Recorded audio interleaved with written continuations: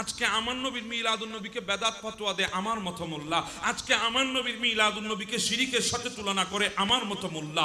আমার নবীর আসমতের প্রশ্ন আসলে তারা বেদাতের গন্ধ পায়, আমার নবীর আসমতের প্রশ্ন আসলে তারা শিরিকের গন্ধ পায়, আমার নবীর শানে আজকে বিয়াদবি করছে। আমি বলবো শুন কম বক্তব্য বর্বর জালেম, শুন তোরা যে দুনিয়ার জমিনে বেঁচে আছিস তাও আমার নবীর কারণে, কারণ আল্লাহ বলছেন মা কান আল্লাহু লিউআযিবাহুম ওয়া আনতা ফীহিম। নবী আপনি যতক্ষণ মদিনার জমিনের ভেতরে থাকবেন আমি আল্লাহ দুনিয়ার জমিনে গজব দান করব না। না হলে তো অনেক আগে করুণায় ধ্বংস হয়ে যায়। ইনতা আল্লাহ ডর লাগাই দেয় না, আল্লাহ কি লাগাই দেয়? আল্লাহ তুই গজব নাও দে, গজব দিলি তো তুই ধ্বংস হয়ে যেতে কই, ঠিক না বে ঠিক? আল্লাহ একটা ভয় লাগিয়েছে, আল্লাহর অস্তিত্বের জানান দিয়েছে মাত্র, কিন্তু আল্লাহ বলছেন মা কানা আল্লাহু লিউআযিবাহুম ওয়া আনতা ফীহিম।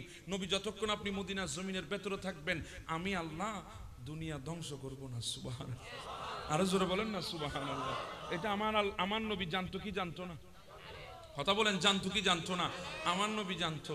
এই জন্য আমার নবী আল্লাহ বলেছে আরশে যাওয়ার জন্য, আল্লাহ বলেছে জান্নাতে যাওয়ার জন্য।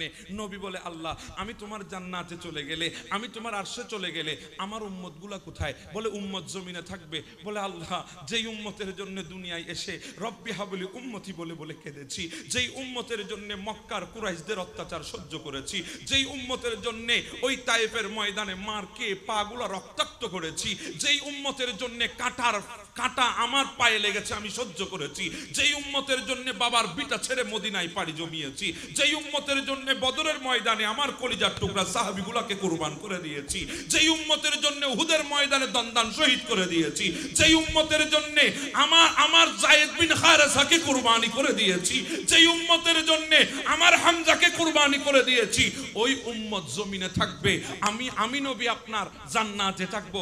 আল্লাহ সেটা হতে পারে না। আমি কিয়ামত পর্যন্ত মদিনার জমিনের ভেতরে আমার উম্মতগুলোকে বুকের মধ্যে নিয়ে ঘুমাবো। আল্লাহ বলছেন রাসূল আপনি জান্নাতে আসবেন না? বলে না না আসবো না। আল্লাহ বলে তাহলে একটা জান্নাত প্যাকেট করে আপনার জন্য দুনিয়ায় পাঠিয়ে দিচ্ছি।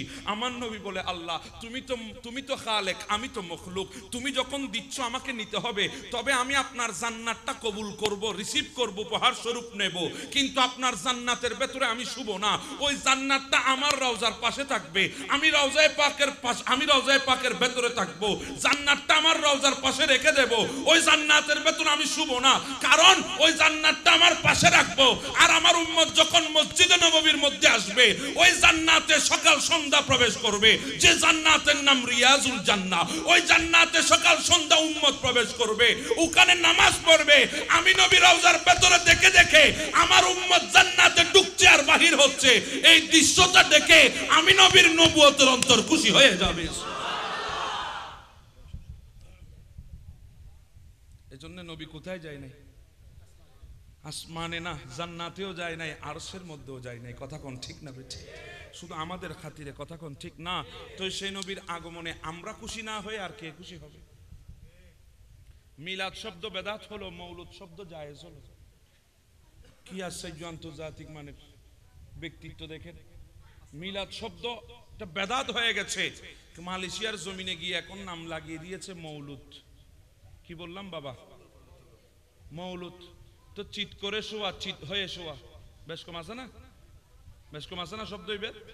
চিত করে শোয়া, চিত হয়ে শোয়া, বেশ কম আছে? কথা একটা, বলতে একটু ভিন্ন হলো। তো মিলাদ আর মৌলুদ বেশ কম কি আছে? কথা কোন ঠিক না বেঠে? বাংলার জমিনে মিলাদ হারাম হয়ে যায় কারণ বাংলাতে চলে টাকা, আর মালয়েশিয়া গেলে মিলাদ জায়েজ হয়ে যায় কারণ সেখানে চলে রিঙ্গি। কথা কোন ঠিক না বে ঠিক?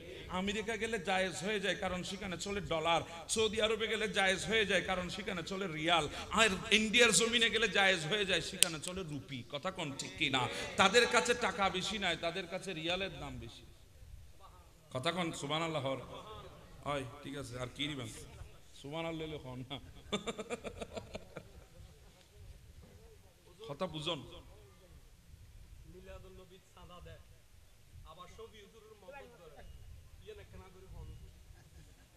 এইবার তো মিলাদুন নবী দেদ নবী তবরুকুল দেদে ইবই উবে খাইবেল লাই বাস এইলে বহুত আছে।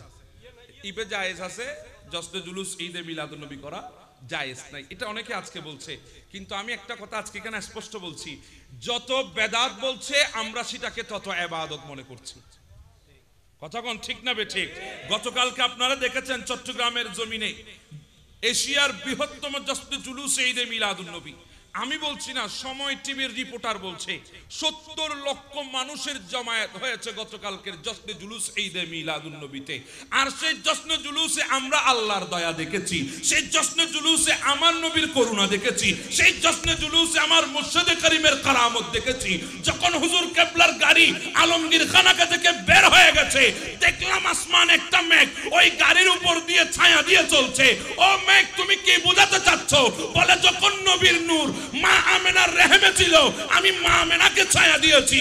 ওই নূর হয়ে আমার নবী যখন দুনিয়ায় এসেছে, তখন আমি নবীর মাথার উপর ছায়া দিয়েছি। আর যখন সেই নবীর আওলাদ জশ্নে জুলুসে বের হয়ে গেছে, আমি সেই নবীর আওলাদকে ছায়া দিচ্ছি। আর বাকি আছে আমাদের, আর বাকি আছে কিছু। এজন্য বলছি মিলাদুন নবী সবখানে আছে, বেকুবের নসিবে নেই। কথা কোন ঠিক না বে ঠিক? যা হোক, আমার বিষয়বস্তু সেদিকে না। আমার বিষয়বস্তু হচ্ছে ইসলামে নারীর পর্দার বিধান ও নারী পুরুষের পোশাক পরিধান কেমন হওয়া উচিত। আমি এই বিষয়ে আলোচনা করব, যদিও জানি আমার ফদ্দালে টানাটানি হইতে পারে, নারীর ফদ্দালে যদি ওয়াজ করি। কথা কোন ঠিক না বে ঠিক? আপনারা চাইেন আমার একটু দুইটি আসিয়েন, কারণ আমি বাংলাদেশের মহিলাকে বড় ভয় পাই। বাংলাদেশের মহিলা সমাজ বড় মারাত্মক না, শুধু বাংলাদেশের মহিলা সমাজ বড় মারাত্মক। এরা যদি চায় আপনাকে ইজ্জত দিতে পারে, যদি চায় আপনার ইজ্জত সেকেন্ডের ভিতর কুনি রাখি দিতে পারে। কথা কোন ঠিক না বে ঠিক? এখানে দিয়েছেন নারীর পর্দা, আমার পর্দা থাকবে কিনা সন্দেহ আছে। যা হোক, আল্লাহ বলছেন ওয়াকারনা ফি বুয়ুতিকুন্না ওয়ালা তাবাররাজনা তাবাররুজাল জাহিলিয়াতিল উলা। এটা কুরআনুল কারীমের আয়াত। পর্দা আমি ফরজ করি নাই, আমার মতো কোনো মোল্লা ফরজ করে নাই, কোনো মুফতি ফতোয়া দেয় নাই, কোনো মুহাদ্দিস ফতোয়া দেয় নাই, কোনো ফকিহ ফতোয়া দেয় নাই, কোনো মুফাসসির ফতোয়া দেয় নাই। ডাইরেক্ট ফতোয়া দিয়েছেন আল্লাহ। কথা কোন ঠিক না বে ঠিক? নামাজ সেটা কি? নামাজ সেটা ফরজ না সুন্নত না ওয়াজিব? জি জি জি, ফরজ। নামাজ কি? কালিমার পরে নামাজ কি? রোজা কি? হজ কি? যাকাত কি? ফরজ। এগুলা যেমন ফরজ, আপনি যদি না করেন আপনি কি নেককার হবেন না গুনাহগার হবেন? জি বলেন, নেককার না গুনাহগার? ঠিক তদ্রূপ কোন মহিলা যদি ঈমান আনার পরে যদি পর্দা না করে, সেও গুনাহগার হবে। ফরজ বাদ দিলে কি সগীরা গুনাহ হয় না কবিরা গুনাহ হয়? জি বলেন, সগীরা না কবিরা? মাশাআল্লাহ, আপনারা তো জানেন এগুলা, জেনে শুনে করছেন না? এগুলো তো আপনারা সবাই জানেন। পর্দা ছেড়ে দিলে কি হয়? কবিরা গুনাহ হয়। আমাদের মা বোনরা আজকে বলে আমাদের স্বাধীনতা ইসলাম দেয় নাই, আমাদের স্বাধীনতা ইসলামে নাই। নারীকে ইসলাম আবদ্ধ করে রেখেছে, নারীকে ইসলাম একটা গণ্ডির ভেতরে রেখেছে। আমি বলবো মা, আপনি জানেন না, আপনি এখনো মিলাদুন নবীর নিয়ামত আপনি বুঝেন নাই। আমার নবী দুনিয়ার জমিনে আসার আগের ইতিহাস আপনি জানেন না। ঈসা আলাইহিস সালাম থেকে শুরু করে আমার নবী পর্যন্ত মাঝখানে 570 বছরের একটা গ্যাপ ছিল। ওই গ্যাপের মধ্যে আপনার মতো মহিলাকে পণ্য হিসেবে ব্যবহার করা হতো। আপনার মতো মহিলার না সামাজিক অধিকার ছিল, না রাষ্ট্রীয় অধিকার ছিল, না পারিবারিক অধিকার ছিল। আপনাকে পণ্য হিসাবে পুরুষ সমাজ ব্যবহার করত। কিন্তু আমার নবী দুনিয়ায় এসেছেন, যেখানে জীবন্ত মহিলাকে যখন মাটির নিচে দাফন করা হচ্ছে, তখন আমার নবী দুনিয়ার জমিনে এসেছেন। শুধু আসেন নাই, আমার নবী দুনিয়ায় এসে বলছে, ও দুনিয়াবাসী, তোমরা মেয়েদেরকে মাটির নিচে দাফন করছো, আর আমার দিকে তাকিয়ে দেখো, আমার ফাতেমা আমার কলিজার টুকরা। আমার নবীর দরবারে একজন সাহাবী আসলেন। আপনাদের কষ্ট হবে মনে হয়। একজন সাহাবী এসে বলে, ইয়া রাসূলুল্লাহ, আমার নবীর দরবারে, উনি বিধর্মী ছিলেন, কলমা পড়ে সাহাবী হয়েছে। বলে আমি কলমা পড়তে এসেছি। আমার নবী কলমা পড়িয়েছে। আচ্ছা বলেন, কোন বিধর্মী যখন কলমা পড়বে, কেন ওলামা একরাম আছেন, আল্লাহ তার জীবনের সমস্ত গুনাহ সাথে সাথে মাফ করে দেন। যত বড় শিরিক গুনাহ সে করুক না কেন, মূর্তি একটা না, একসাথে যদি কয়েক লাখ মূর্তির পূজাও যদি করে, যখন সে কলমা পড়ে ফেলেছে, আশহাদু আল্লা ইলাহা ইল্লাল্লাহ ওয়াহদাহু লা শারীকা লাহু ওয়া আশহাদু আন্না মুহাম্মাদান আবদুহু ওয়া রাসূলুহু, যখন বলে ফেলেছে, আমার আল্লাহ তার জীবনের সমস্ত গুনাহ মাফ করেছে। কিভাবে জানেন? একটা নবজাতক শিশু যেমন পেট থেকে দুনিয়ায় আসলে মাসুম, ওই বান্দা কলমা পড়ার সাথে সাথে আল্লাহ তাকে মাসুম বানিয়ে দিয়েছে। তো উনি জিজ্ঞাসা করছেন, ইয়া রাসূলুল্লাহ, আমার কি কোনো গুনাহ আছে? আমার নবী বলছি, না, আল্লাহ তোমার সমস্ত গুনাহ মাফ করে দিয়েছে। বলি, ইয়া রাসূলুল্লাহ, আবার জিজ্ঞাসা করছি, আমার কোনো গুনাহ কি আছে? বলছে, না, তোমার সমস্ত গুনাহ মাফ করে দিয়েছে। উনি বলছেন, ইয়া রাসূলুল্লাহ, মনে হয় আমার একটা গুনাহ আল্লাহ মাফ করে নেই, একটা গুনাহ আমার আল্লাহ মাফ করবে না। বলে, সেই গুনাহটা কি? বলে, ইয়া রাসূলুল্লাহ, আমি একদিন আমার ঘর থেকে বের হয়ে ব্যবসার কাজে যাচ্ছি। আমার স্ত্রী তখন প্রেগনেন্ট ছিল, গর্ভবতী ছিল। আমার স্ত্রীকে বললাম, স্ত্রী, আমি তো সমাজের সরদার, আমি তো সমাজের নেতা, আমি চলে যাচ্ছি, আমি সফরে যাচ্ছি ব্যবসায়িক কাজে। ও স্ত্রী, তোমার গর্ভে যদি সেটা ছেলে সন্তান হয় তাহলে তাকে তুমি লালন পালন করবা, আর যদি কন্যা সন্তান হয় তাহলে তাকে তুমি জীবন্ত দাফন করে দিবা। নাউজুবিল্লাহ হইবেন। স্ত্রী বলছে, ঠিক আছে, স্বামীর হুকুম। স্বামী চলে গেল। এইদিকে স্ত্রী প্রসব করেছে তো করেছে একটা কন্যা সন্তান। কি সন্তান? কন্যা সন্তান। স্ত্রী তাড়াহুড়া করে ওই কন্যা সন্তানকে তার বোনের বাড়িতে পাঠিয়ে দিয়েছে। কারণ মা হাজার হলেও তো মা। কথা কোন ঠিক না বেটি? পৃথিবীর বুকে আপনি ল্যাংড়া হন, আপনি বোবা হন, আপনি অন্ধ হন, আপনি বধির হন, আপনি যদি প্রতিবন্ধী হন, কিছুই করতে পারেন না, বিছানায় শুয়ে আছেন, চোখগুলা তাকিয়ে আছে, অথবা চোখ নাই, কিছুই নাই, শুধু আপনার ধারকানটা চলছে, এরপরেও আপনি আপনার মায়ের বুকের 7,000 দম। কথা কোন ঠিক না ঠিক? বর্তমান যুবকরা তো সেগুলা বুঝে না। কথা কোন ঠিক না? তারা বড় হয়ে গেলে এগুলো ভুলে যায়। ছোটবেলায় দুই ভাই মিলে ঝগড়া করে, মা আমার, মা আমার, মা আমার। বড়জন বলে মা আমার, ছোটজন বলে মা আমার। বলে তোর মা না আমার মা, এ বলে তোর মা না আমার মা। দৌড় দিয়ে গিয়ে মাকে বলে, মা তুমি কার মা, একটু জবাব দাও। মা তখন দুইজনকে জড়িয়ে ধরে কয়, তুই আমার ডান পাশ হলে আরেকজন আমার বাম পাশ। সুবহানাল্লাহ। আর যখন বড় হয়ে যায়, উপযুক্ত হয়ে যায়, তখন দুই ভাইয়ের মধ্যে ঝগড়া হয়, মা আমার না মা তোর, ও বলে মা আমার না মা তোর। কথা কোন ঠিক না বে ঠিক? এজন্য বলছিলাম যুবকরা তো এগুলা বুঝে না। পৃথিবীর বুকে তুমি সর্বনিকৃষ্ট হতে পারো, কিন্তু তোমার মায়ের কাছে পৃথিবীর বুকে তুমি সবচাইতে সর্বশ্রেষ্ঠ। কথা কোন ঠিক কি না? কন্যা সন্তান পাঠিয়ে দিয়েছে বোনের বাসায়। স্বামী আসলো, বলে, আমার কি হয়েছে? সন্তান কি? বলে, কন্যা, আমি জীবন্ত মাটির নিচে দাফন করে দিয়েছি। বলে, দিয়েছো তো? বলে, হ্যাঁ দিয়েছি। বলে, যাক। অনেকদিন সময় চলে গেল। ওই সাহাবী বলে, ইয়া রাসূলুল্লাহ, আমি একদিন বাজারে যাচ্ছি। স্ত্রীকে বললাম, স্ত্রী, আমি একটু বাজারে যাবো, আসতে একটু দেরি হবে। আমি চলে গেলাম বাজারে, কিন্তু আমার কাজ তাড়াতাড়ি শেষ হয়ে গেছে, আমি দ্রুত বাসায় চলে এসেছি। এসে দেখছি আমার ঘরের মধ্যে একটা ফুটফুটে সুন্দর পূর্ণিমা চাঁদের মতো একটা মেয়ে খেলা করছে। ছোট্ট মেয়ে দৌড়াদৌড়ি করছে। তার চেহারা দেখে আমার মায়া লেগে গেল। আমি আমার স্ত্রীকে ডেকে বললাম, স্ত্রী, এটা কার কন্যা? স্ত্রী আমার চোখে মুখে ওই কন্যার প্রতি মায়া মহাব্বত দেখে আমাকে বলে, স্বামী, এতদিন আপনার কাছে গোপন করেছিলাম, আমার যে সন্তানটা হয়েছে কন্যা, এটা ঠিক, কিন্তু আমি তাকে দাফন করি নাই, আপনাকে মিথ্যা বলেছি। আমি আমার কন্যাটাকে আমার বোনের বাসায় পাঠিয়ে দিয়েছি। সে এখন বড় হয়েছে, মাঝে মধ্যে আপনার অজান্তে, আপনার অনুপস্থিতিতে ঘরে এনে আমি তাকে খেলাধুলা করাই, কিছু খাবার খাওয়াই দিই, একটু আদর মোহাব্বত করি। স্বামী, আপনি আজকে জলদি চলে আসবেন আমি কল্পনা করি নাই। এই জন্য এটা আর কারো মেয়ে নয়, পরিচয় দিচ্ছি, এটা আপনারই মেয়ে। উনি বলেন, ইয়া রাসূলুল্লাহ, আমার মায়া চলে এসেছে এই মেয়ের প্রতি। ওই মেয়েকেও বলে দেওয়া হয়েছে, এটা তোমার বাবা। সে আমাকে বাবা বাবা বলে, আমার খুব ভালো লাগে, আমিও তাকে মেয়ে মেয়ে বলি, আমারও খুব ভালো লাগে। দুইজনের একটা মূল মিল মহাব্বত পয়দা হলো। আমি কন্যার প্রতি দুর্বল হলাম, আমার কন্যা আমার প্রতি দুর্বল হলো। এভাবে অনেক দিন চলতে লাগলো। হঠাৎ যখন আমার মেয়ে উপযুক্ত হচ্ছে, আমার নলেজের মধ্যে আসলো, আমি তো সমাজের সরদার, সবাই যদি জানে আমার ঘরে মেয়ে আছে, উপযুক্ত হলে তাকে বিয়ে দিতে হবে। যখন বিয়ে দেওয়ার জন্য পাত্র খুঁজবো, সবাই তখন আমাকে নিয়ে ঠাট্টা মশকারি করবে, আমাকে নিয়ে হাসির পাত্র বানাবে। আমি এটা কিভাবে সহ্য করব? আমার সরদারিও চলে যেতে পারে, আমার নেতৃত্ব চলে যেতে পারে। সবাই বলবে, তুমি সমাজের রীতিনীতি নির্ধারণ করো, আর তুমি সেই রীতিনীতির বিরুদ্ধে গিয়ে কাজ করেছো, তোমাকে সরদার মানবো না, আমার সম্মানে আঘাত আসতে পারে। আমি কি করলাম, ইয়া রাসূলুল্লাহ, চিন্তা করে দেখলাম, না, এই মেয়েকে রাখা যাবে না।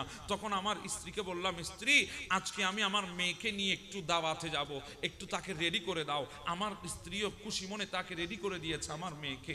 আমার মেয়ে তো অবশ্য জানে না, আমি তার হাত ধরে চলতে লাগলাম। মেয়ে মনে করছে আমি তাকে দাওয়াত খেতে নিয়ে যাচ্ছি। ইয়া রাসূলুল্লাহ, যেতে যেতে পাহাড়ের চূড়ায় চলে গেলাম।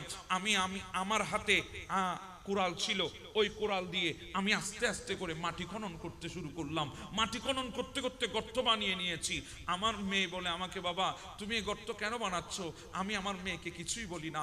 আমি যখন গর্ত বানানো শেষ হয়ে গেল, আমার মেয়েকে আমি গর্তের মধ্যে ফেলে দিয়েছি। আমার মেয়ে এখনো বুঝতে পারে নাই আমি তাকে জীবন্ত মাটির নিচে দাফন করব।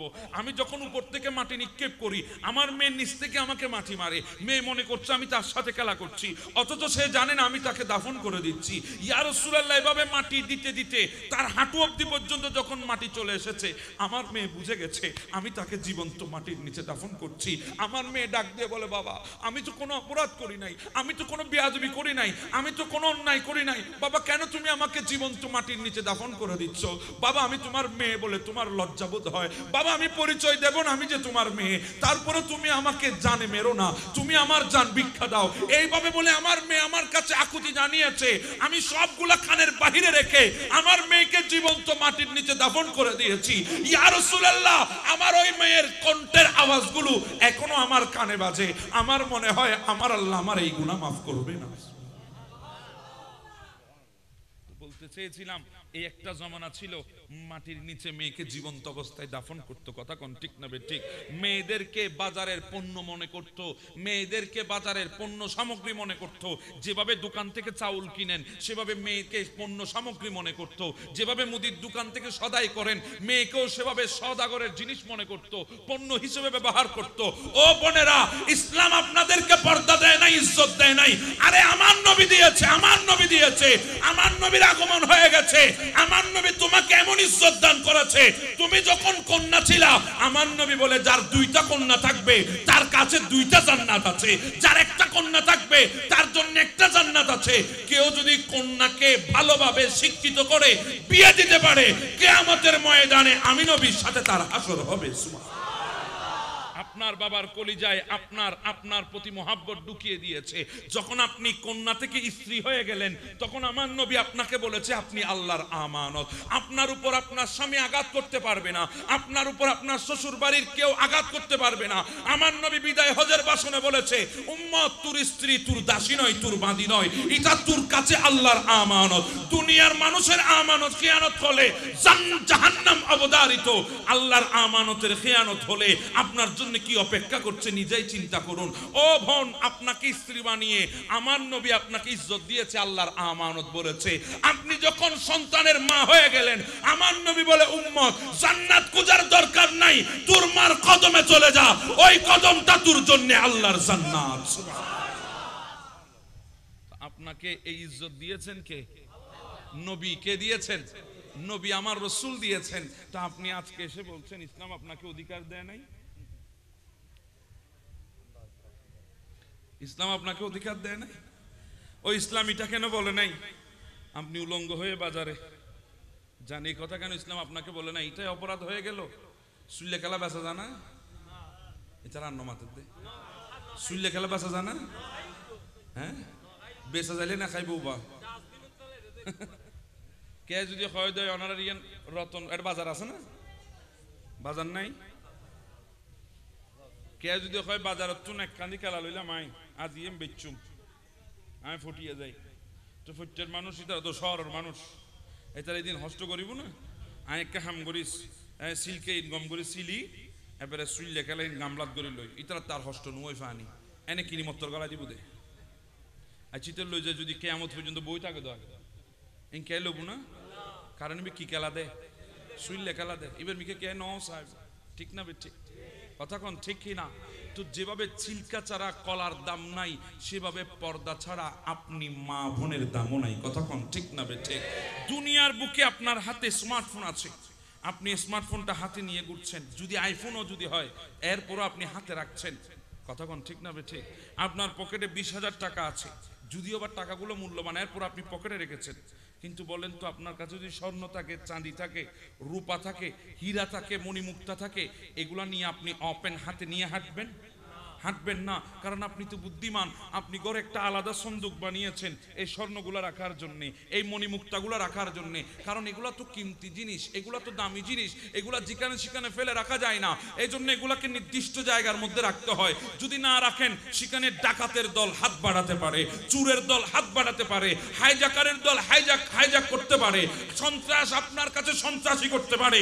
এই জন্য এগুলাকে আপনি সন্দুক নামে একটি পর্দার ভেতরে আপনি গোপন করে ফেলেছেন। ও বোন, আপনিও তো আল্লাহ এবং নবীর শরীয়তে সবচাইতে বড় কিমতি, সবচাইতে বড় দামি। এই জন্য আপনার দিকে যেন শয়তান হাত বাড়াতে না পারে, কুলাঙ্গার নজর দিতে না পারে, বদমাশ আপনার দিকে যেন তাকাতে না পারে। এই জন্য পর্দা নামে একটা সন্দুকের ভেতরে আল্লাহ আপনাকে ঢুকিয়ে ওই শয়তানের নজর থেকে আপনাকে হেফাজত করে ফেলেছে। কতক্ষণ ঠিক না ঠিক? আরো সহজ করে বুঝাই। আমাকে যদি কোনো মেয়ে বিয়ে করে, আর বিয়োগে গুই আবার সাই নাবাদ দিতাম হই দিন এনে বুঝাই দি। আমাকে যদি কোনো মেয়ে বিয়ে করে, আর মোহরানা দিব না? হুজুর অনেক দেখতে খুব সুন্দর, যদিও বা খালামিকে মানুষ, হুজুর অনেক দেখতে বহুত সুন্দর, ধরেন আমি 50,000 কোটি অনরে মোহরানা দিয়ে বিয়ে করতাম চাই, হুজুর এলে কোনো মাইফা দিব না? দিব না? দিব। তুমি জেদ্দুর খাবিলে গুই, ঠিক না বে ঠিক? আমাদের ভাইদের চোখে তো এখন তাদের আইডল হচ্ছে শাহরুখ খান। কথা কোন ঠিক না বে ঠিক? তাদের চোখে আইডল হচ্ছে, সামনে বিশ্বকাপ আসতেছে না? কি কাপ? এই যুবক কয় তারিখ? ভাই মনত আছে? 24 তারিখ। ডিসেম্বর না নভেম্বর? নভেম্বর না, অননা জানান দে, এটারা জানে। ডিসেম্বর না নভেম্বর? হ্যাঁ, নভেম্বরের। হ্যাঁ, নভেম্বর না ডিসেম্বর? ব্যাগগুলো জানে এখন আর হইতো না। যাই হোক, 24 তারিখ শুরু হচ্ছে। এখন অনেকের আইডল তো হচ্ছে মেসি, কথা কোন ঠিক না ঠিক? ব্রাজিল, নেইমার, কথা কোন ঠিক কিনা? এক একজনের এক একটা আইডল। পৃথিবীর সবচাইতে দামি মানুষও যদি হয়, মুসলমান যদি হয়, তাকে কি কোনো মেয়ে বলবে আপনি এত সুন্দর সুদর্শন, আমি আপনাকে 50,000 টাকা মোহরানা দিয়ে বিয়ে করতে চাই? বলবে? বলবে না। আপনি যতই সুন্দর হন, সুদর্শন হন, আপনাকে কথা বলবে না। কিন্তু আমার বোন, আপনাকে তো আল্লাহ এমন কিমতি বানিয়েছে, কোন পুরুষ যদি আপনার সৌন্দর্য উপভোগ করতে চায় এমনি এমনি করতে পারবে না। কিন্তু আপনারা মহিলারা আমাদেরকে দেখতে পারেন, আমাদেরকে উকি দিয়েও দেখতে পারেন, বাইর থেকেও দেখতে পারেন, কারণ আমাকে দেখার জন্য মোহরানা নাই, যদিও বা এটা হারাম। এরপরও বোঝানোর জন্য বলছি, মানুষকে আপনার সৌন্দর্য দেখাচ্ছেন, আপনি নিজেই তো আপনার স্বাধীনতা ধ্বংস করে দিয়েছেন। কথা কোন ঠিক না ঠিক? ঠিক আছে না? এখনো ভুল হইন না, ভুলর ফানলার। শহরে বাজারে দেখো নারীদের দল, পর্দাবিহীন তারা করে জন্ম। কথা কোন ঠিক না ঠিক? শহরে বাজারে দেখো নারীদের দল, পর্দাবিহীন তারা করে জলমল। অন্যকে তার দিকে আশেক বানাই, দেশটায় আজি ধ্বংস নারীর বেপরদায়। সবার মুখে একই আওয়াজ, হায় হায় হায়। কথা কোন ঠিক কি না? আপনি আজকে নিজের স্ত্রীকে বিভিন্ন বিয়ের অনুষ্ঠানে পার্টিতে নিয়ে যান, কত সুন্দর করে সাজিয়ে নিয়ে যান বিউটি পার্লার থেকে, মোড়া মারলি 10-12 কেজি শুধু ফটো রুটি বুঝে, ঠিক না বেটি? এত সুন্দর করে নিয়ে যাচ্ছেন আপনি, আপনার ওই স্ত্রীর সৌন্দর্য সবাইকে দেখাচ্ছেন। আমার বাবারা বলবো শুনেন, ওই স্ত্রী কিয়ামতের ময়দানে আপনার বিরুদ্ধে দাঁড়াবে। কথা কোন ঠিক না বেটি? আপনার স্ত্রী দাঁড়িয়ে বলবে, আমার স্বামী আমাকে পর্দা করার জন্য বাধ্য করে নাই, আমার স্বামী দোষী। তখন আল্লাহর কাঠগড়ায় আপনি দোষী হবেন। কথা কোন ঠিক কি না? কি জবাব দিবেন আপনি? আজকে আমাকে বিষয় দেওয়া হচ্ছে নারী এবং পুরুষের পোশাক পরিধান কেমন হওয়া উচিত। এমন জমানায় এসে পড়লাম, এখন আমাদের যুবক ভাইয়েরা জানে না তার সতর কোথায়, আমাদের মা বোনও জানে না তার সতর কোথায়। এখন যদি আমি জিজ্ঞাসা করি, যুবক একজন দাঁড়াও, তোমার সতর কদ্দুর বলো, তো হবে জাহাঙ্গীর যে দূরত পরে দূরদেরই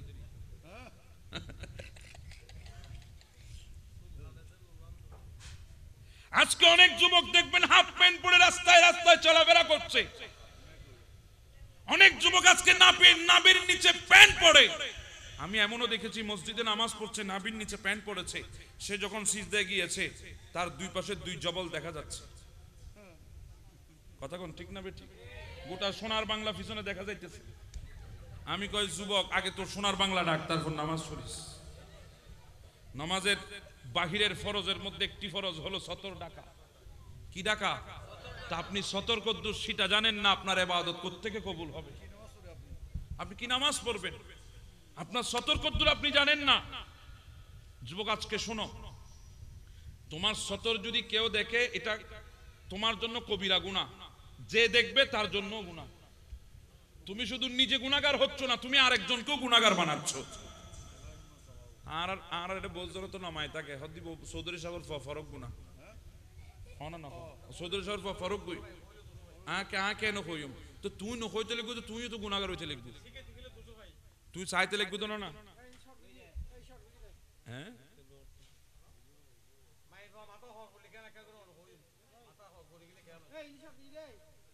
এটা সাউন্ডের খরদ ফরি আল্লাহুম্মা সাল্লি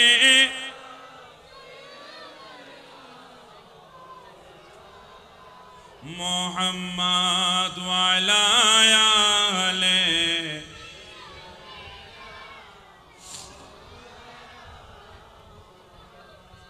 তুমি তো আজকে দুনিয়ার মধ্যে চলছো, তোমার সতর্ক তুমি জানো না। তোমার আজকে সতর্ক তোমাকে তোমার সতর্ক দূর করতে হবে, সেটা তুমি বুঝো না। তুমি তো রাস্তা দিয়ে হাফ প্যান্ট পরে চলছো, নাভির নিচে প্যান্ট পরে চলছো। কথা কোন ঠিক না বেঠিক? শোনেন, এই কথা বলবো না, তো গুরুত্বপূর্ণ কথা বলছি শুনেন। নাভির উপর থেকে হাঁটুর নিচ পর্যন্ত পুরুষের সতর। কিসের সতর? বালেগ পুরুষের সতর। বালেগ হয়ে গেলে আপনাকে সতর ডাকতে হবে। হাঁটুর নিচ পর্যন্ত, হাঁটু পর্যন্ত না, হাঁটু দেখা গেলে যে গুনাহ, আপনার লজ্জাস্থান দেখা গেলে একে গুনাহ। হ্যাঁ, কারণ এটা আপনার জন্য সতর নির্ধারিত সীমানা। নাভির নিচ না উপর? জি হন না, নিচ না উপর? তো নাভির নিচে লুঙ্গি পরা জায়েজ আছে? নাভির নিচে প্যান্ট পরা জায়েজ আছে? পায়জামা পরা জায়েজ আছে? নাই। কারণ যেহেতু আপনার নাভিটা কি সতর, এটা সতর, এটার নাভির উপরে আপনার লুঙ্গি থাকতে হবে, নাভির উপরে আপনার পাঞ্জাবি পায়জামা থাকতে হবে, নাভির উপরে আপনার প্যান্ট থাকতে হবে, হাঁটুর নিচে আপনার প্যান্ট লুঙ্গি পায়জামা এগুলো থাকতে হবে। যদি না থাকে, এই সতর দেখানোর কারণে আপনিও গুনাহগার হচ্ছেন, আর যে দেখছে সেও গুনাহগার হচ্ছে। কথা কোন ঠিক না ঠিক? এখনো তুন জিবে হাফ প্যান্ট পরে আনিব, ওনার যারা রুড়ুতে আইবেন তার বাঁশ লইবেন, বাঁশ এবেলে হাঁড়ু বেড়ে বেড়ে মারিবেন না, বলে তুই গুনাহগার, কোনো অসুবিধা নাই, আর রাখা বানো।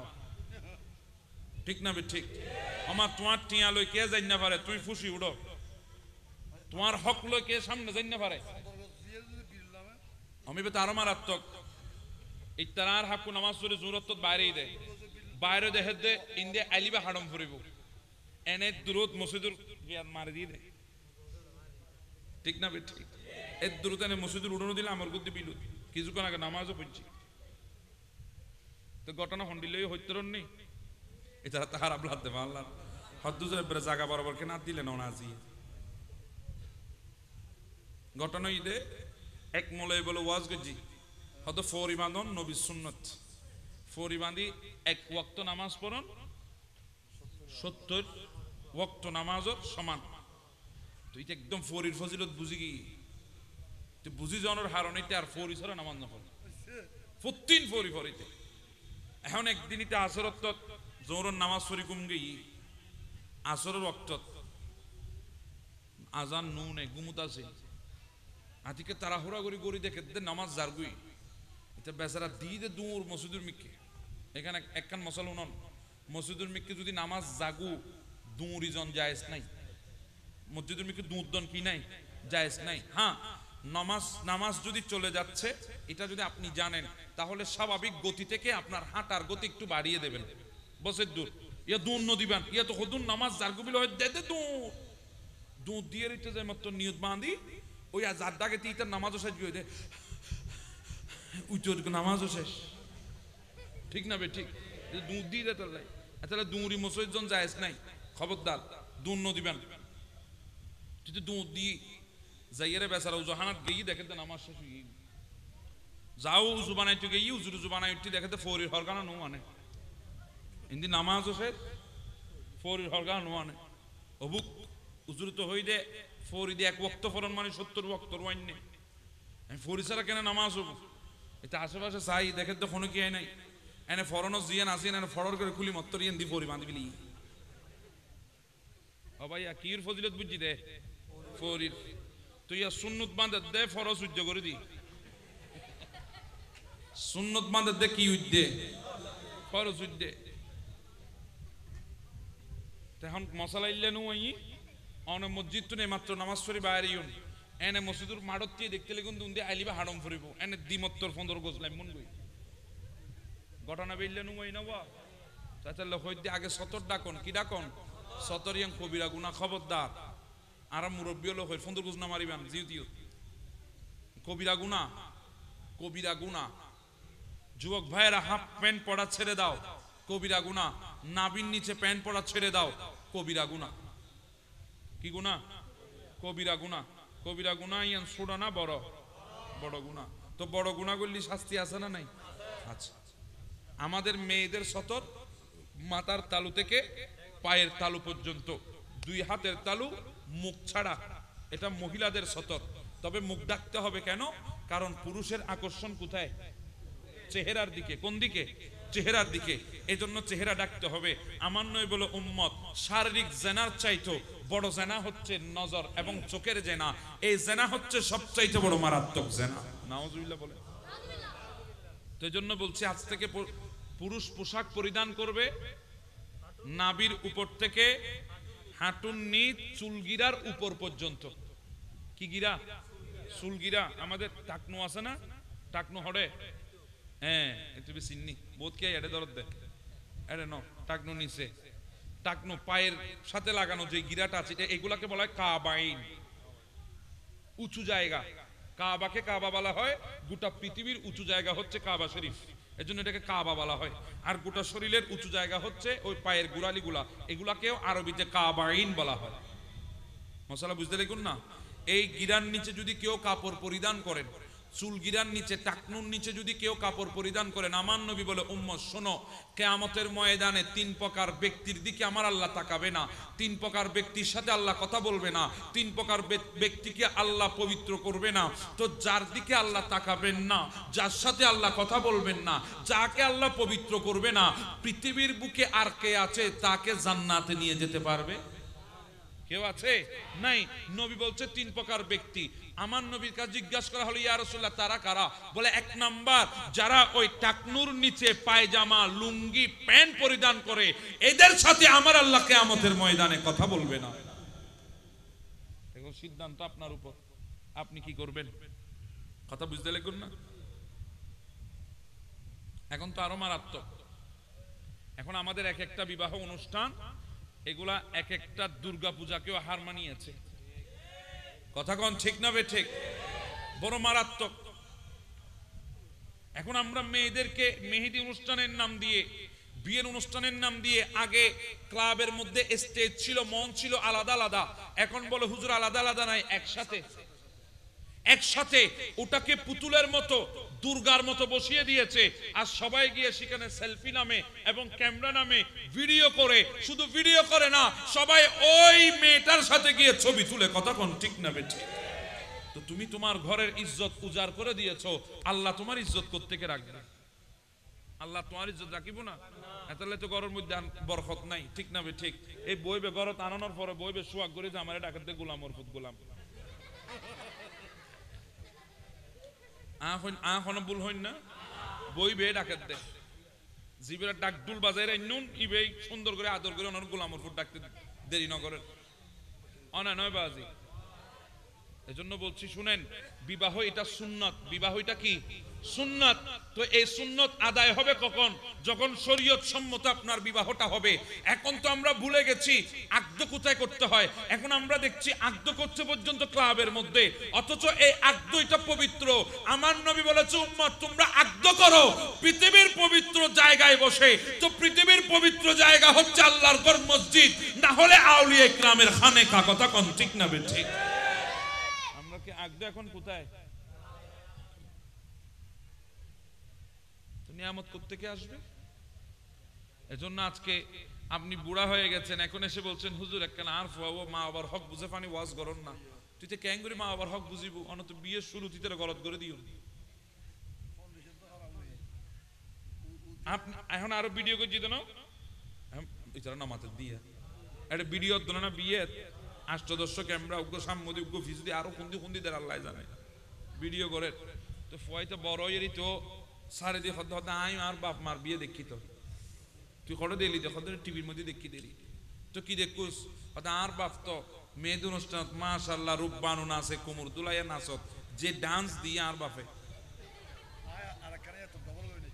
আর বাপে মদর বোতল আতর লই এন্ড ডান্স মাইজি আর লু একদম হনা শূন্য গিয়ে তো আর বাপ তো বিয়ে করছে 2000 সালত 1900 সালত আয় তো 2022 সালের ফুয়া 2000 সালত যদি আর বাপ যদি মতর বোতল হাত লই রূপবানু নাচে কোমর দুলাইয়া মারিত তার দয় আয় ডাইরেক্ট মত গড়া সয়ুদ্ধ লইরা নাচুম দে সাদা সাদা কালা কালা।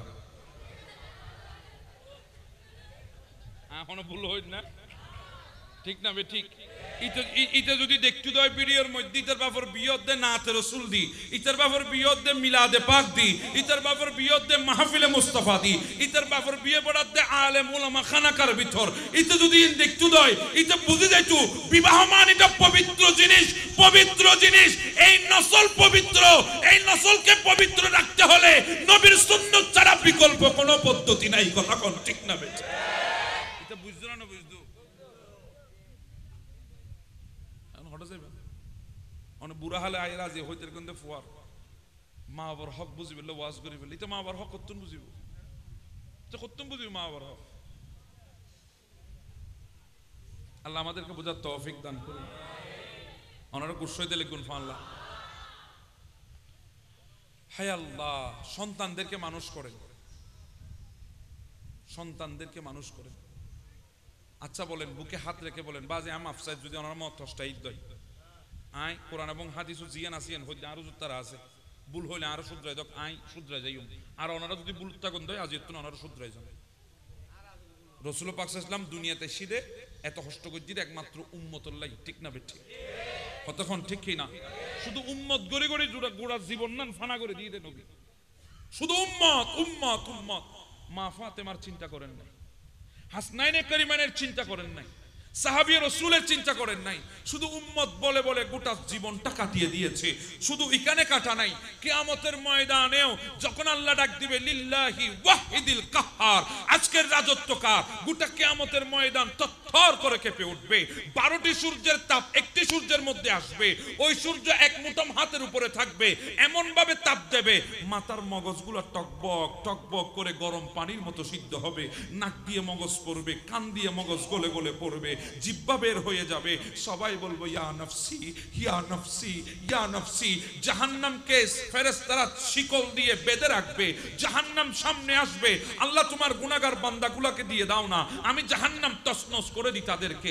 জাহান্নামের যখন চিৎকার শুনবে তখন আদম নবী লুটে পড়বে নফসি নফসি নফসি, শীষ নবী লুটে পড়বে নফসি নফসি নফসি।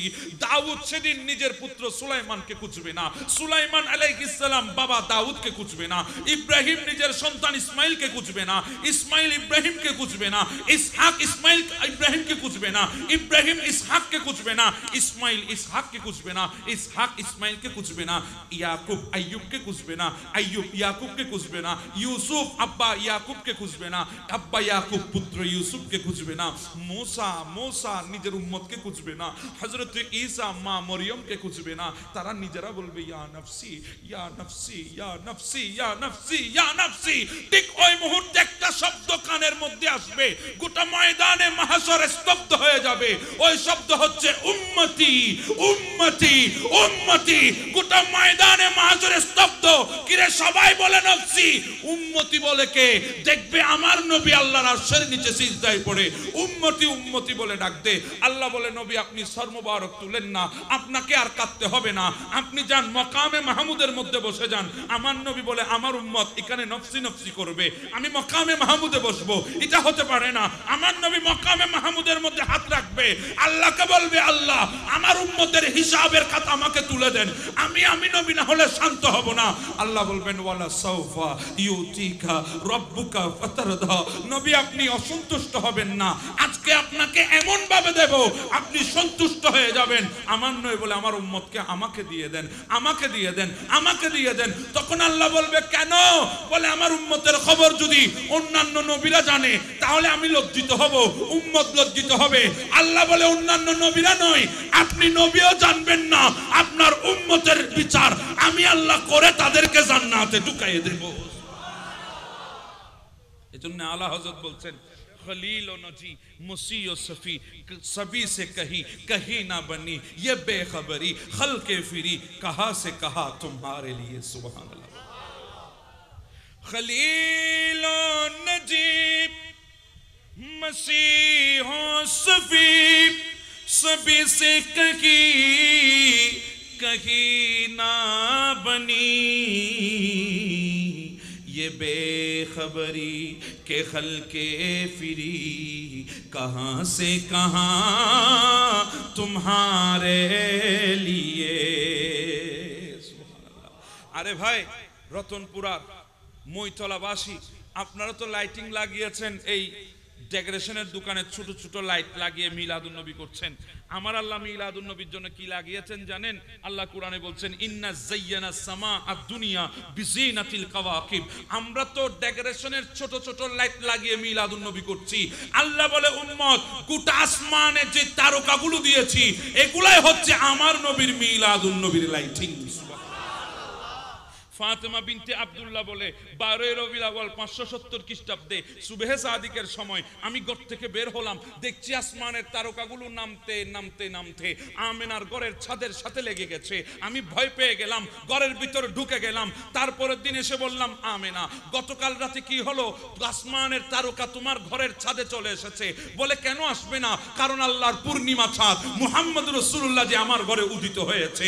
এজন্য আলা হযরত বলছেন সুবহে তৈবা मैं हुई बढ़ता है बड़ा नूर का सदका लेने नूर का आया है तारा नूर का। ও দুনিয়ার মানুষ সুবহে তৈবার সময় আসমানের তারকা নবীর কদমে এসেছে সদকা নেওয়ার জন্য।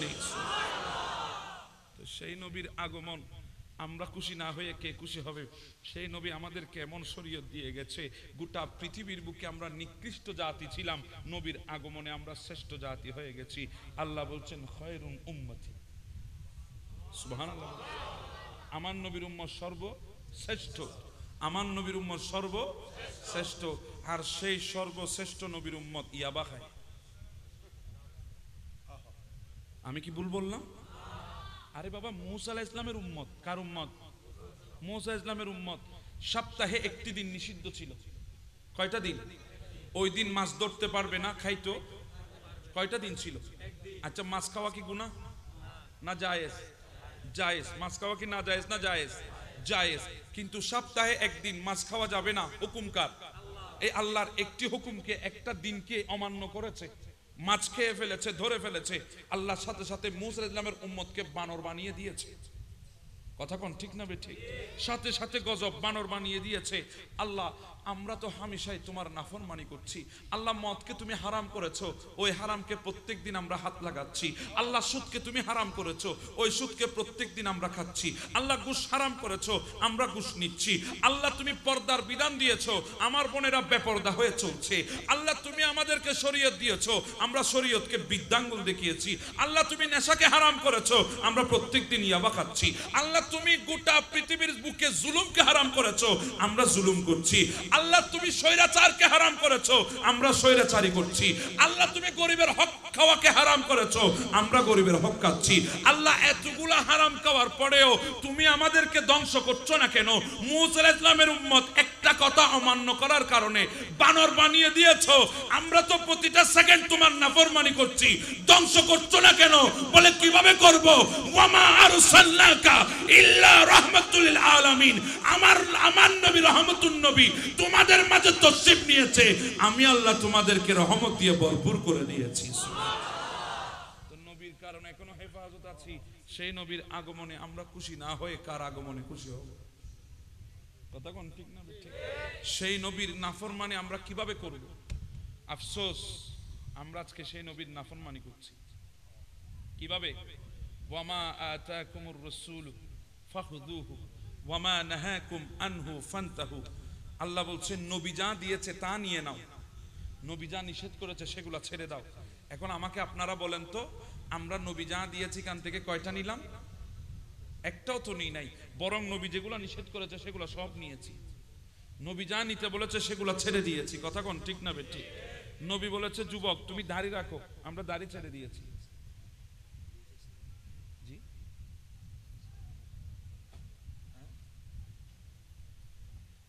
না না, মুসা আলাইহিস সালামের উম্মত। লূত আলাইহিস সালামের উম্মত তো বানর বানাই নাই, ধ্বংস করে দিয়েছে ডাইরেক্ট। মুসা কলিমুল্লাহর উম্মতের কথা বলেছি, লূত না। লূতের ব্যাপারে না, মুসা আলাইহিস সালামের উম্মত। ওনারা মারা গেছেন, 40 দিন ছিল দুনিয়ার জমিনে। নিষিদ্ধ দিনা মাছ খাওয়ার কারণে আল্লাহ ওনাদেরকে বানর বানিয়েছেন। 40 দিন জীবিত ছিল, এরপর ওরা সবাই মারা গেছে। আবার চাই উনি তার নাস্তিক হলে হতে মানুষ আগে বানর আসিল, এখন ইনসান হই। ইয়ান তত্ত্ব মিথ্যা। তত্ত্ব কি? মিথ্যা। ওইটা ওরা দলিল দেখি ও মুসা ইসলামের উম্মত যে বানর হয়েছে এই দলিলটা না, ওটা 40 দিনের মধ্যে ওরা সবাই মারা গেছে, ওই কোনটা মারা গেছে।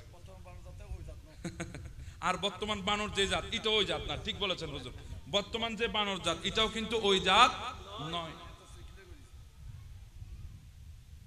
বলতে চাচ্ছিলাম নবী যা দিয়েছে আমরা কি নিয়েছি? নিয়ে নাই। নবী যা নিষেধ করেছে সেগুলো নিয়েছি। এখানে অনেক যুবক দেখবেন কিছুক্ষণ আগে স্লোগান দিয়েছে, না রে তাকবীর না রে রিসালাত। কথা কোন ঠিক না বেঠিক? যদি বলি নবীর প্রেমে জান দেবে কে, সবাই বলবো আমরা দেব। আমি যদি বলি জান দিতে হবে না, নবীর সুন্নত দাড়িটা একটু রাখো, কয় হুজুর আপনার কাছে রাখেন। কথা কোন ঠিক না বেঠিক? আমরা এমনি নবীর প্রেমিক, কিন্তু নবীর সুন্নতের বেলায় আমরা নাই। আমাদের অনেক যুবক আছে সকালবেলা উঠে গ্লাস দেখে তাড়াতাড়ি ক্রিম লাগিয়ে, কথা কোন ঠিক না বেঠিক? আছে না নাই? আচ্ছা, একদম তেল তেলে ডাব গাছের ডাবের মতো নিজেকে রাখে। যারাতে ক্রিম নাই তারা বেন্য সকালে বাংলা সাবান দিয়ে মারিতে দেরি আর কিরিব, তারপরে দেনা নদে। তো নবী বলছেন উম্মত এই দাড়ি আমি নবীর সুন্নত। কেমন সুন্নত? এক সাহাবী নবীর দরবারে আসলেন, ওনার কাছে দাড়ি নাই, শুধু একটা দাড়ি আছে। কয়টা দাড়ি? একটা দাড়ি। সাহাবী রাসূল ওনাকে দেখে হেসেছেন, আমার নবীও ওনাকে দেখে হাসলেন। তো উনি বেশি বিরক্তবোধ হয়েছে, নিজেকে লজ্জিত মনে করেছে। উনি বলছেন আজকে আমার একটা দাড়ি বলে সাহাবী রাসূল আমাকে উপহাস করেছে। আমার নবীও তাদের সাথে তাল মিলিয়ে হেসেছে, আমাকে মনে হয় সুন্দর লাগছে না। তিনি ঘরে গিয়ে ওই দাড়িটা কেটে ফেলেছেন। তারপরের দিন আসলেন, আমার নবীর মুখ কালো হয়ে গেল। আমার নবীর মুখ কালো দেখে সাহাবী দৌড়ে গিয়ে নবীর কদমে পড়ি, ইয়া রাসূলুল্লাহ আমাকে দেখার সাথে সাথে আপনার চেহারা মলিন হয়ে গেল কেন? বলে ও আমার সাহাবী শোনো, গতকালকে তোমাকে দেখে হেসেছি, আজকে হাসতে পারছি না। বলে কেন? বলে ও আমার সাহাবী তোমার মুখে একটা দাড়ি ছিল, ওটা কেন কেটে ফেলেছো? বলে ইয়া রাসূলুল্লাহ গতকাল আপনিও হেসেছেন, সাহাবীরাও হেসেছে, আমি মনে করেছি আমাকে নিয়ে আপনারা উপহাস করেছেন, সেজন্য আমি দাড়ি কেটে ফেলেছি। আমার নয় বলে সাহাবীদের কথা আমি বলতে পারবো না ওরা কেন হেসেছে, কিন্তু আমার কথা আমি বলি।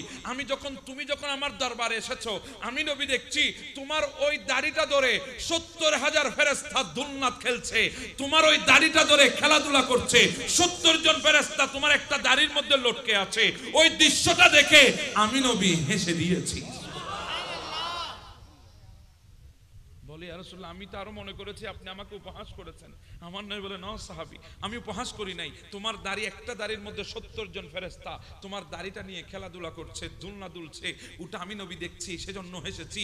এটা তো আমার সুন্নত, এটা আমার সুন্নত যে এই দাড়ির মধ্যে কাটা লাগিয়েছো, ছুরি লাগিয়েছো, ব্লেড লাগিয়েছো, ওটা তোমার মুখের দাড়ির উপর লাগাও নাই, ওটা আমি নবীর নবুয়তের কলিজায় লাগিয়ে দিয়েছো। তো সেজন্য যুবক বলছি, হ্যাঁ যুবক সেজন্য বলছি এই দাড়ি হচ্ছে নবীর সুন্নত। দাড়ি যখন তুমি কাটো, এটা দাড়ি কাটো না, নবীর সিনা কাটো। সেজন্য আজ থেকে দাড়ি আমরা রাখবো কি রাখবো না? এটা এত সুন্দর সুন্দর লাগে না?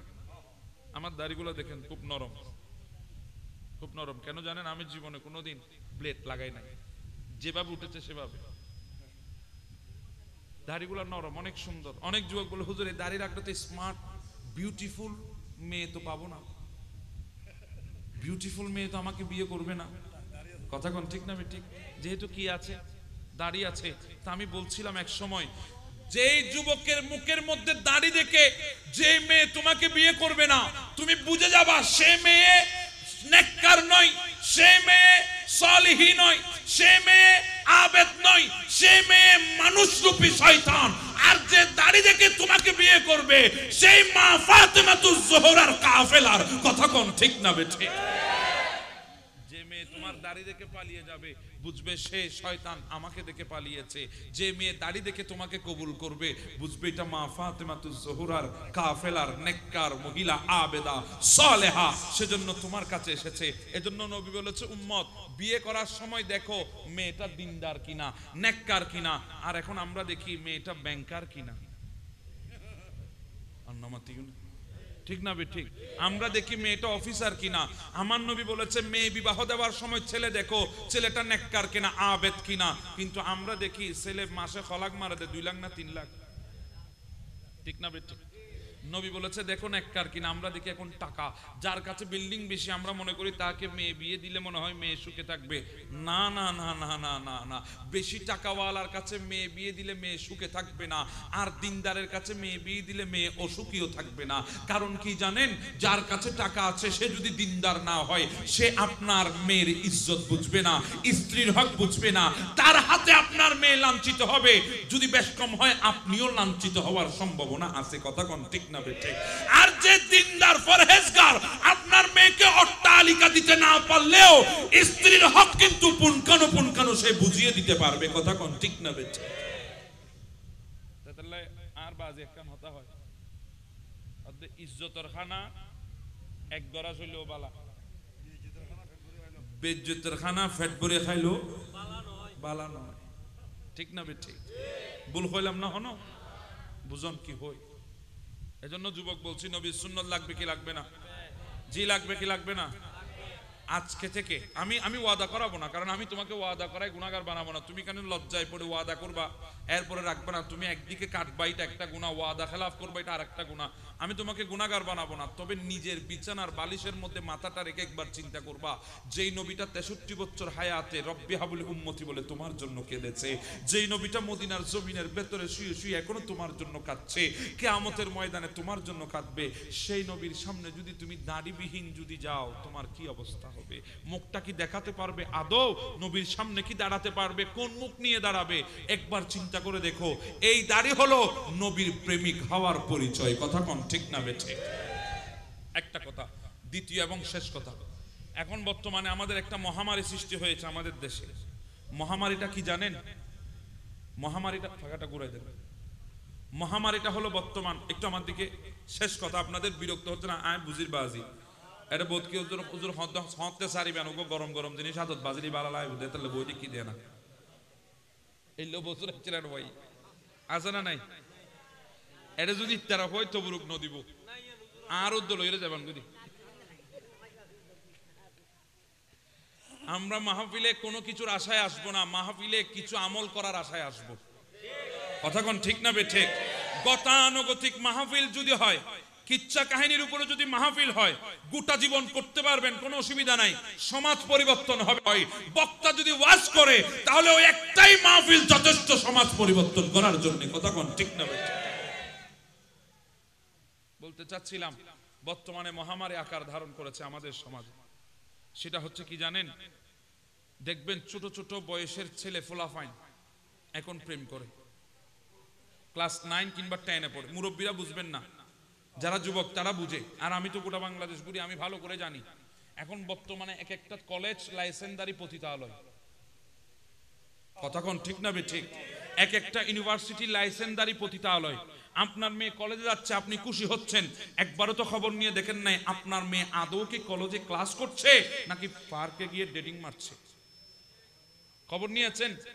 আপনি ছেলেকে পাঠিয়েছেন কোচিং সেন্টারে, ছেলে কোচিং সেন্টারে যায়, একবারও তো খবর নিয়ে দেখেন নাই ছেলে কি আদৌ কি কোচিং সেন্টারে গিয়েছে নাকি রেস্টুরেন্ট নামে পতিতালয়ের মধ্যে গিয়েছে? কথা কোন ঠিক না বেঠিক? আমি কি ভুল বলছি? ছোট ছোট মেয়ে, অপ্রাপ্তবয়স্ক কিংবা প্রাপ্তবয়স্ক, এখন প্রেম নামে, লাভ নামে একটা মহামারীতে আক্রান্ত। কথা কোন ঠিক না বেঠিক? আমি বলবো যুবক, তুমি ভালোবাসো মাওলা আলী যেভাবে বেসেছেন। কথা কোন ঠিক কিনা? তুমি ভালোবাসো যেভাবে মায়েশা সিদ্দিকা বেসেছেন। তুমি ভালোবাসো যেভাবে আমার নবী বেসেছেন। আমার নবী সবচাইতে বেশি মহাব্বত করতো স্ত্রীদের মধ্যে মা খাদিজাতুল কুবরা, উনার পরে সবচাইতে বেশি মহাব্বত করতো মায়েশা সিদ্দিকা। কথা কোন ঠিক না বেঠিক? এমন মহাব্বত করতো নবী দুনিয়া থেকে বিদায় হচ্ছেন, মায়েশা সিদ্দিকার সিনা মুবারকের মধ্যে নবীর মাথা মুবারক দিয়ে। সুবহানাল্লাহ। তো যুবক, তুমি সেই ভালোবাসা নাও, ভালোবাসা ওঠা নাও যেটা মা ফাতেমাতুজ জোহরার সাথে মাওলা আলীর ছিল। কথা কোন ঠিক না বেঠিক? তুমি তো এখন ভালোবাসা নিয়ে ঘুরো লাইলি মজনু, শিরি ফরহা। কথা কোন ঠিক না বেঠিক? তুমি এই কাল্পনিক গল্পগুলা খুঁজে আজকে তুমি ভালোবাসা নিয়ে ঘুরো।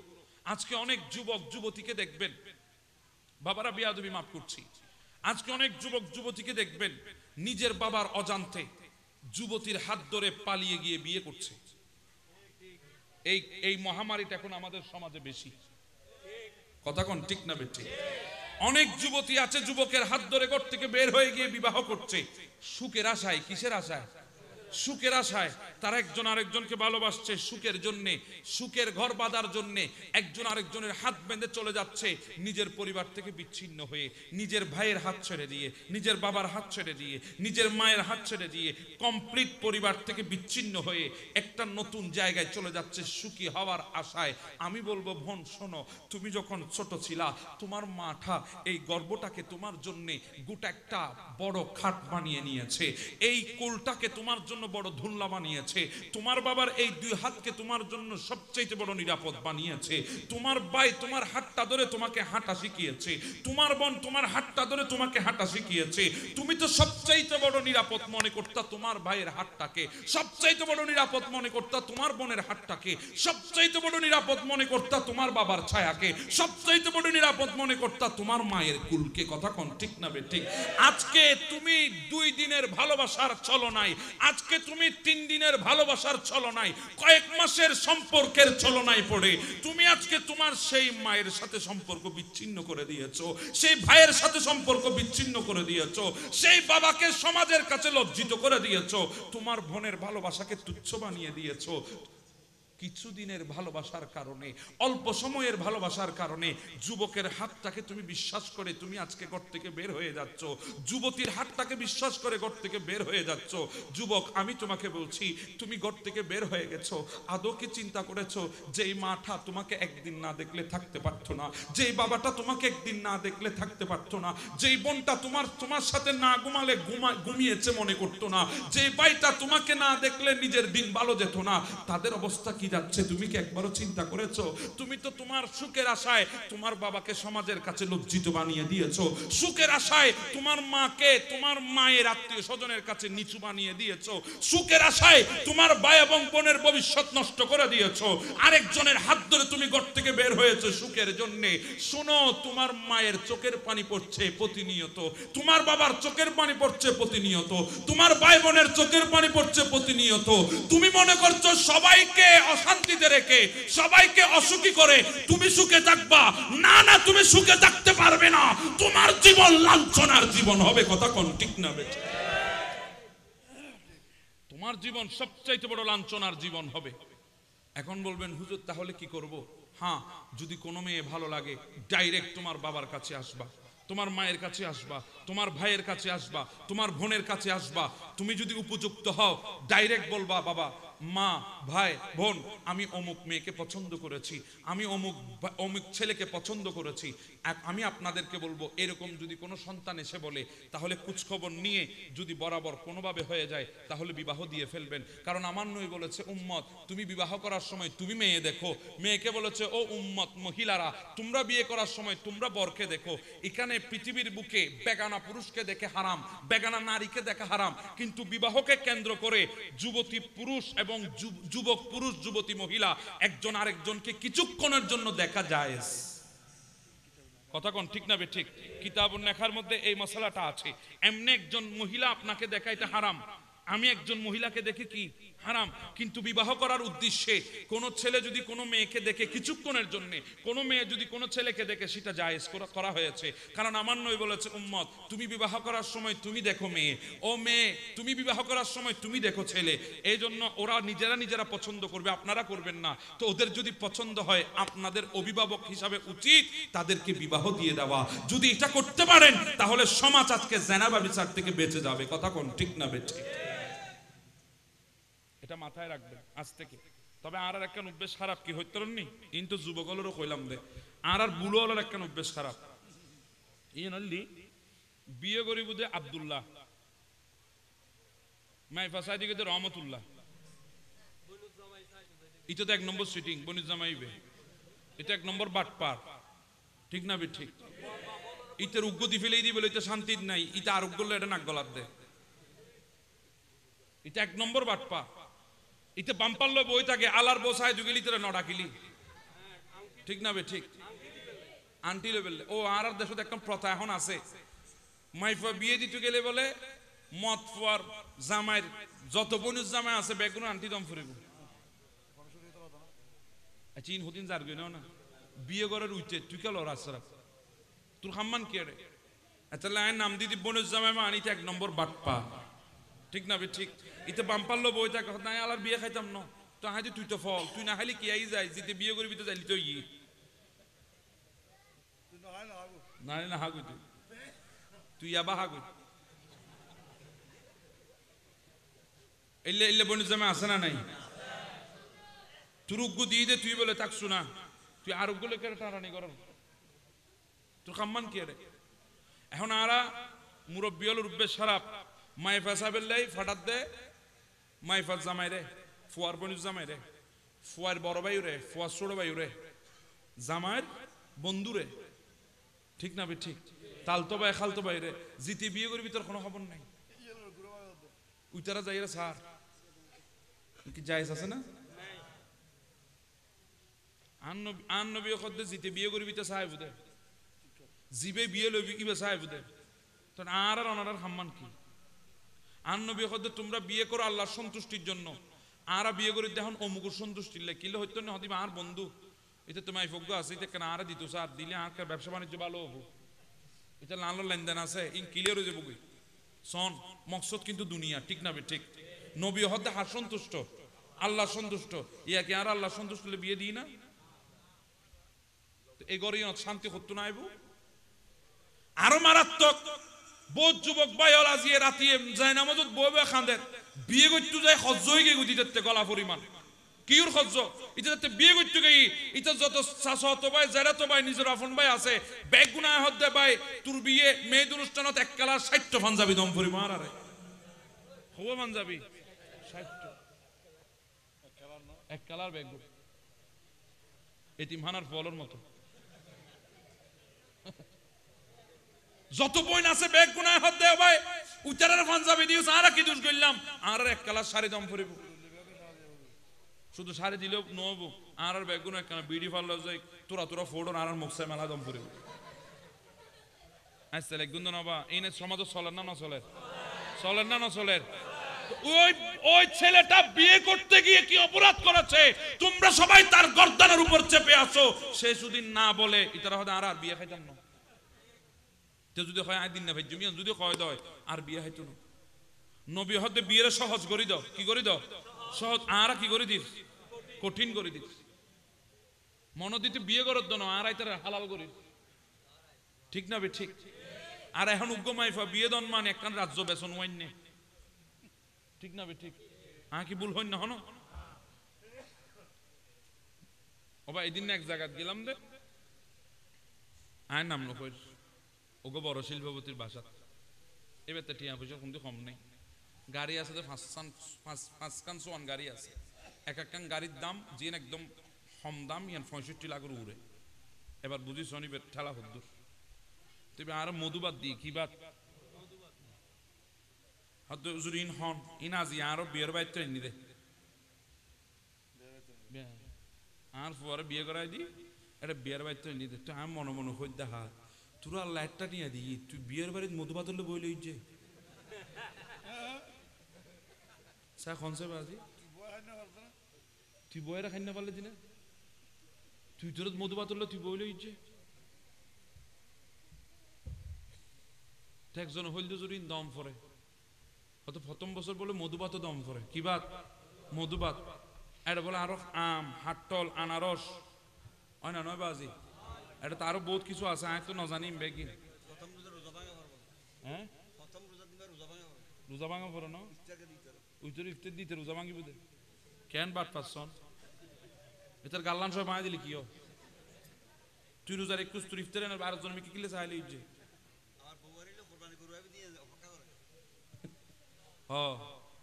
কোরবানি গরু নদিলে সল দম পরিব সল নদিলে নাম দম পরিব আছে না নাই আচ্ছা ভাই কি বিয়ে করে ইন্দে নাকি ব্যাংক গুল্লন দে হন্নান তো অনত্তে মাইফা নাই অননদিবান অনদাত সময় তো কইবেন না ইনকাম ন ইন শরীয়ত আছে না লইতে সময় তো নতাইলি কি হবো হারাম হইলো তো আরামলার ঠিক না বে ঠিক আল্লাহর ওয়াস্তিম বন্ধ করে ফেলন ইন শরীয়ত জায়েজ নাই বহুত মাইফার বাপ বিড়ে বেশি বিলে মাইফা বিয়ে দিবেন আছে না নাই এরপরও মাইফার ওর বাড়ির মধ্যে এক এক কথা মাইফলে বেশ দে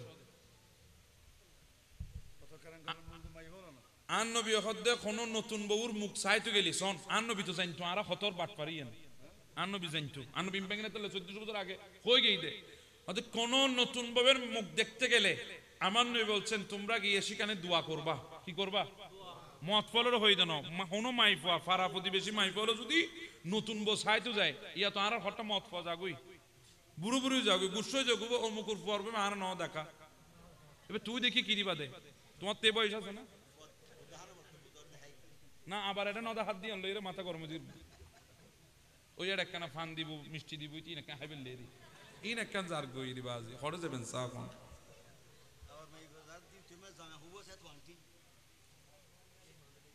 এনা অনাত হারাবলার ফানলার আর মুরব্বী কতনো মুক্ত খালা গই লিখি দে তারা নভরাত দে এখন আর আয়ের ক্যামেরায় ধরে বেললে অবা আগে মিশা হইন বা বড় আফসোস সন কি কইতাম চাইলাম দিয়া নতুন বউ চাইতে গেলে দোয়া করতে হই নবী আর যাইরে কিরে হইতারনি ইবে আর দেখেন ল্যাঙ্গার ফানলার এবে মুখে কেন বেহা ফানলার চকুকে কেন ছুড়ো ফানলার খন্না নহরবা নবী হদ্দে যাইরে দোয়া করো কি দোয়া আয় আল্লাহ এই বউ ইবে জানি তোর ঘরত বরকত লই আই ইতর ঘরত রহমত লই আই ইতর ঘরত রিজিক লই আই এই বউবের নসল দিন এককার সন্তান দুনিয়াত পাঠাই দাও দোয়াই বেহান নবী করতে হই আর যে কই দিবে চকুকে ছুড়ো ইবের মুখ বেহা ইবে ল্যাঙ্গার ফানলা ঠিক না বে ঠিক বাজি কোন ঘরত দে মাইফল ঘরত দে ফারা প্রতিবেশী মাইফল যায় ঘরত দে তো আর আর আর সমাজের মধ্যে শান্তি হতো না আইবো না শান্তি আল্লাহ আর বুঝিবে তৌফিক দাও একটু মহব্বত হন আমিন তো বলতে চাচ্ছিলাম নবী এসেছেন আমাদেরকে রহমত দেওয়ার জন্য কথা কোন ঠিক না বেঠে ওই রহমতকে যখন আমাদের জন্য গজব বানিয়ে ফেলেছি তখন সেখানে আর কি হবে এটা আমাদের জন্য গজব স্বরূপ চলতেছে কথা কোন ঠিক না বেঠে না হলে আজকে চাউলের দাম বৃদ্ধি আজকে প্রত্যেকটা দ্রব্যমূল্য বৃদ্ধি কেন উপরের দিকে কেন এগুলো সবগুলো বৃদ্ধি পাচ্ছে কেন আল্লাহর নিয়ামত আস্তে আস্তে কমে যাচ্ছে কেন কেন কারেন্টের মধ্যে আজকে ঘাটতি হচ্ছে গ্যাসের মধ্যে ঘাটতি হচ্ছে কয়লার মধ্যে ঘাটতি হচ্ছে আল্লাহর নিয়ামত তেলের মধ্যে ঘাটতি হচ্ছে তার কারণ আমরা নাফরমান হয়ে গেছি আল্লাহ শুকরিয়া আদায় করছি না যারা শুকর করে তাদেরকে নিয়ামত বাড়িয়ে দেওয়া হয় আমরা তো না শুকরিয়া করছি নিয়ামত কমিয়ে দেওয়া হচ্ছে কথা কোন ঠিক না বেঠিক এজন্য বলছি আল্লাহ পাক আমাদেরকে বুঝার তৌফিক দান করে দিন আল্লাহর যথাযথ নিয়ামত পেয়ে খুশি উদযাপন করার তৌফিক দান করুক শুকর আদায় করার তৌফিক দান করুক আমাদের মা বোনদেরকে নারীর পর্দার ভেতর থাকার তৌফিক দান করে দিক আমিন আপনারা যারা মুরব্বী আছেন ওসিয়ত করবেন নিজের পুত্রবধূদেরকে নিজের স্ত্রীদেরকে মা তোমরা পর্দা করবা বেপর্দায় যাবা না বেপর্দায় গেলে তাহলে তোমরা গুনাহগার হবা তোমরা জাহান্নামী হবা আল্লাহ পাক রব্বুল আলামিন এই ওসিয়তগুলো আমাদেরকে ঘরে গিয়ে করার তৌফিক দান করে দিক আমিন ওয়া আখির দাওয়ানা আনিল হামদুলিল্লাহি রাব্বিল আলামিন আসসালামু আলাইকুম ওয়া রাহমাতুল্লাহি ওয়া বারাকাতুহু